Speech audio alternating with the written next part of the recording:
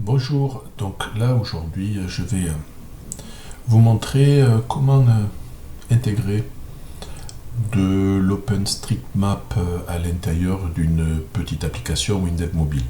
Donc le but du jeu, là on va s'amuser à créer une application qui nous donne une carte interactive de toutes les bornes de recharge de voitures électriques qui sont situées dans les parages. Alors, vous allez voir, ça va être très simple et assez sympathique. Alors, on va créer un projet, on va créer une application Android ou iOS. Je vous rappelle qu'en fait, vous pouvez faire exactement la même chose avec Windows, c'est pas un souci. On va faire multiplateforme, on va créer un projet vierge pour application téléphone ou tablette. Le projet, on va l'appeler borne. Voilà. Suivant. Voilà. Ici, on n'utilise pas le GDS. On travaille seul. On utilise la charte de programmation par défaut. On se prend un gabarit. Voilà. Suivant, on reste en français. On n'a pas de base de données. C'est fini. Alors, on va créer une fenêtre. Alors, notre première fenêtre, en fait, on prend juste une fenêtre vierge. OK. On l'appelle départ. OK. Dans cette fenêtre, alors, je vais repasser sur Android pour pouvoir... Voilà. Enfin, on pourrait rester avec iOS, mais... Voilà, je passe avec Android. Au cas où je pense que vous êtes plusieurs à avoir des smartphones Android. Après, si vous voulez passer l'applicatif sur votre téléphone, ça sera plus simple. Alors, ici, en fait, on va juste mettre un bouton qui lancera la fenêtre qui fera afficher la carte. Alors, ce bouton, on va mettre dessus comme texte. Voilà. Ou on va appeler borne plutôt. Allez hop, borne. Appliquer. OK. Je vous rappelle, au niveau des ancrages, c'est la bonne solution. C'est là, ici. Bon, on va considérer que ce bouton sera toujours au centre en fonction du périphérique. Si c'est un device plus large ou moins large au niveau de la résolution écran, l'avantage si vous ancrez au centre, ça sera toujours au centre. OK. Voilà. Alors, au niveau de notre code, quand on clique sur le bouton, en fait, qu'est-ce qu'il va falloir faire? C'est récupérer les coordonnées GPS du téléphone de l'endroit où il est. Et en fonction de ces coordonnées GPS, on va les passer au site OpenStreetMap pour faire afficher les comment ça s'appelle, donc toutes les bornes de recharge. Alors, on va ici donc sur le code, et moi je vais vous mettre le code que j'ai déjà préparé, et je vais vous l'expliquer. Alors, ici on voit que j'ai des champs qui ne sont pas connus, donc je vais vous montrer où on va les créer. Alors ces deux champs, donc on a la latitude, la longitude. On va aller dans le code du projet et on va les créer. Latitude, longitude. J'enregistre. Du coup, j'ai un peu moins d'erreurs. On y continue. Je reviens là. GPS actif, donc là, c'est pareil. Donc en fait, c'est une variable. Alors, juste, je vérifie. Hop, c'est un booléen aussi. Copier. On va le remettre au niveau de l'initialisation du projet. Voilà, donc là, je suis dans l'initialisation de mon projet, donc le code ici. Je réenregistre, je vois que j'ai encore des petites erreurs. Donc, vous voyez, j'avais prévu une fenêtre qui s'appelle Web et une procédure et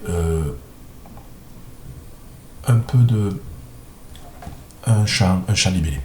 Alors, on enregistre ceci et on va créer notre fenêtre qui s'appelle donc Web. Comme ça, au moins, on va enlever les erreurs. Enlever les erreurs au fur et à mesure. Hein. Alors, ma fenêtre Web, on va la créer. Donc, j'enregistre. Nouvelle fenêtre. Voilà. Ici, vierge pour téléphone. OK. Et celle-là, je l'appelle Web.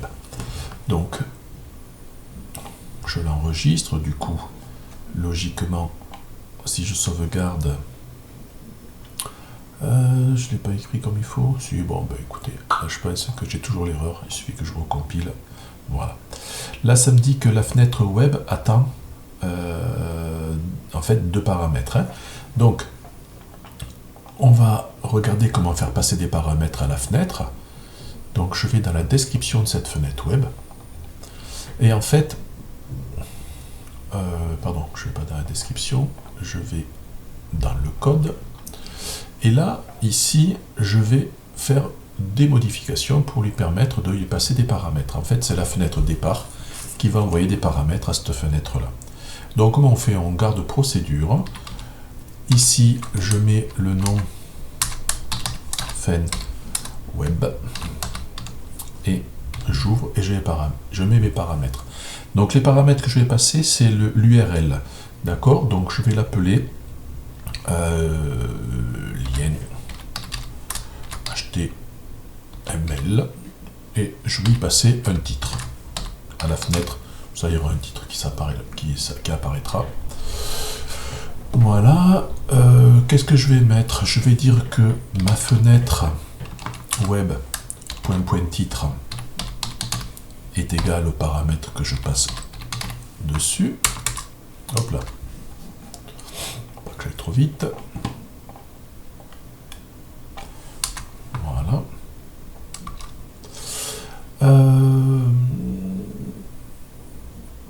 Voilà. Je vais placer dans cette fenêtre, je vais placer en fait un champ HTML pour faire afficher à l'intérieur, d'accord? Donc ici, je vais dans HTML et je vais demander un affichage HTML. Alors, dès que je le mets, vous voyez que lui, au niveau de l'ancrage, automatiquement, il prend toute la place disponible. Voilà.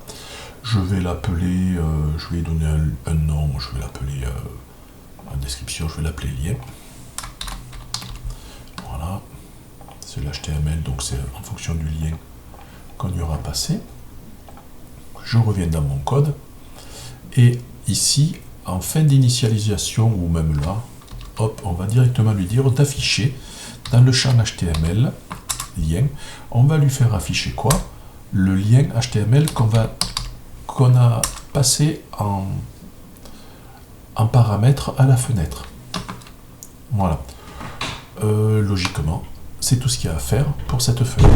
Je l'enregistre, je ferme tout ça, c'est fait. Maintenant, on retourne au niveau de notre code. Alors, le titre que l'on va mettre à cette fenêtre, on va l'appeler borne. Voilà. Vous voyez, il me manque une procédure, on va y la faire tout à l'heure. Hein. Alors, regardez, je vous explique ce code.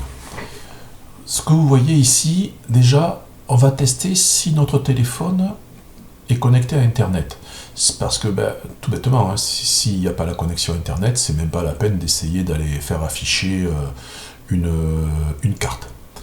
Là, ici, je lui dis, si je travaille en mode simulateur, c'est-à-dire que là, si on teste ici, avec nos simulateurs, on va passer à nos deux variables latitude, longitude, et le fait que GPS soit actif, on va passer les informations. Donc, en latitude courante, je passe celle-ci, en longitude courante, je passe celle-ci, et je dis que le GPS est actif. Sinon, si vous avez mis l'application sur votre téléphone, donc là, on va faire le code, on va regarder le code un petit peu, qui permet d'activer le GPS du téléphone.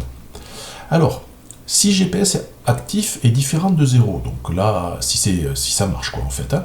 Donc vous voyez ici, je l'ai mis à 1 quand je suis en mode simulateur, donc si c'est à 1, qu'est-ce qu'on fait? Donc, je vais créer une chaîne Unicode. En fait, ma chaîne Unicode va récupérer l'URL qui va bien. Je vais vous montrer après où c'est qu'on va la trouver. Hein. Voilà, le libellé, lui, ça va être une chaîne qui va être construite en fonction de notre URL. Et là, vous voyez à la fin de l'URL, j'ai fait pourcentage 1, pourcentage 2. En fait, ça, c'est les deux paramètres. C'est deux paramètres que je vais passer. Et ces deux paramètres, en fait, vous les voyez, ils sont là. Donc, je construis la chaîne, je prends ceci. Et à ceci, je remplace le premier pourcentage 1 par la latitude et le pourcentage 2 par la longitude. D'accord? Donc ça permet de construire des chaînes avec des variables qu'on aura définies ailleurs. Ok, je pense que c'est bon pour l'explication. Et donc si le GPS après n'est pas actif, eh bien, on fait afficher impossible de terminer la position. Et si jamais Internet n'est pas connecté, dans ce cas-là, on affiche votre périphérique n'est plus connecté à Internet. Alors, maintenant, je vais vous expliquer ici comment j'ai trouvé cette URL. En fait, vous avez l'Open Data en France qui recense en fait tous les jeux de données existants. Par exemple, les applications anti-Covid qui sont connues, voilà, Stop Vitmados ou ainsi de suite, c'est de l'open data. L'État met à disposition de tout le monde des données et après charge à vous de les utiliser et d'en faire ce que vous voulez. Donc là, regardez, hop, je viens ici. En fait, je vais taper ici inventaire des recharges pour véhicules électriques. Et regardez, voyez, en fait, j'ai trouvé au niveau du data.gouv les cartes des bornes de recharge qui sont là. Et en fait, ici, c'est OpenStreetMap, vous voyez. Et là, il me dit voir la réutilisation. En fait, c'est ici. Et regardez l'URL qui est là. Vous voyez cette URL, en fait, c'est celle que j'ai récupérée. Et là, on voit qu'on a une latitude et une longitude. Donc, en fait, j'ai récupéré ceci, cette URL-là. Je vous laisse après farfouiller dans l'Open Data, vous trouverez plein de petites choses intéressantes. Donc, j'ai ma chaîne avec latitude, longitude. Du coup, une fois que ma chaîne est construite, je dis d'ouvrir la fenêtre que j'ai appelée Fen Web, donc celle qu'on a fait tout à l'heure, avec la chaîne ici, hein, donc l'URL qui est là, et le titre de ma fenêtre. Maintenant, ce qu'on va faire, c'est coord GPS. En fait, c'est les coordonnées. Donc, on va créer ici nouvelle procédure locale que je vais appeler donc coord GPS. Et on va voir le code un petit peu que l'on peut mettre à l'intérieur. Hop. Alors, je vais vous coller le code que moi j'ai déjà préparé. Copier. Et c'est parti. Et je vous explique le code. Coller. Alors voilà le code.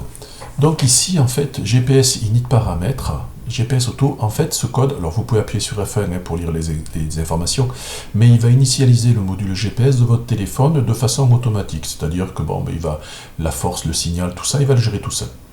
Et selon l'état qui va être envoyé par cette fonction. Si le GPS est activé, on va créer, en fait, une structure qui va s'appeler géoposition, qui va comprendre la latitude, la longitude, voilà. Et donc, en fait, on dit que ça, c'est une géoposition, hein, la position, et en fait, à l'intérieur de ceci, on va donner, on va lui dire, on va activer cette fonction qui s'appelle GPS récupère position, qui automatiquement va interroger le module GPS et va récupérer la longitude, la latitude, et va automatiquement les mettre dans le membre de cette structure. Ok?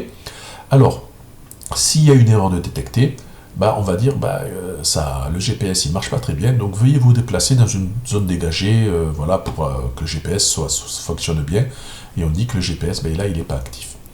Et là vous voyez, dans la latitude, je vais placer un membre en fait de cette structure, hein, donc la position, point, latitude. Dans longitude, je vais faire longitude, et si vous voulez voir un petit peu tout ce qu'il y a à l'intérieur de ma structure, en fait, quand je fais GPS récupère position, mais en fait je récupère aussi l'altitude, la direction, l'altitude, vous voyez. Donc on récupère pas mal de choses, même la vitesse. Donc après, à vous de vous amuser. Voilà, longitude. Et après, une fois que c'est fait, je termine. C'est-à-dire que j'ai récupéré la position de la personne. Je ne vais pas laisser le GPS activé, parce que si vous laissez le GPS activé, vous risquez d'avoir des... comment ça s'appelle, un message d'Android qui vous dit que l'application épuise la batterie. Enfin, vous voyez.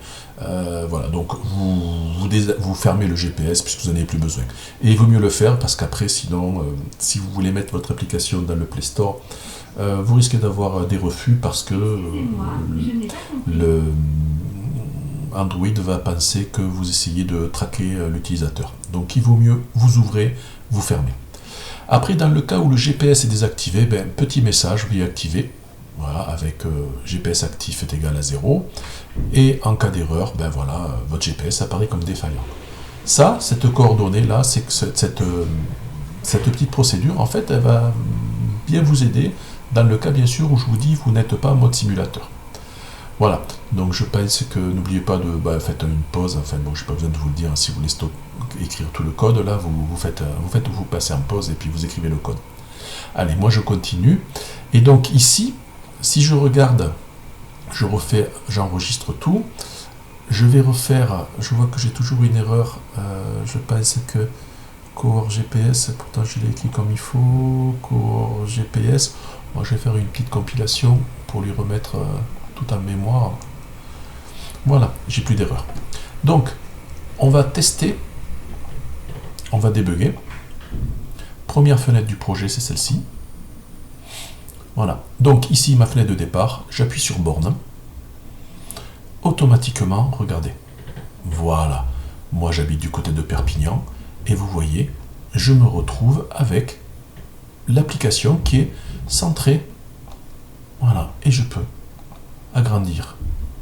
Vous voyez, avec un minimum d'effort, c'est relativement sympa. Et des cartes à réutiliser comme ça, vous en avez tout plein. Vous pouvez avoir les cartes des bus, ainsi de suite. Vous les intégrez dans votre application. Voilà. Voilà un petit truc sympa que on vient de faire très très facilement, en très peu de temps. Donc, écoutez, à vous de faire, hein. Amusez-vous, et puis installez sur votre téléphone. Voilà, merci et à bientôt.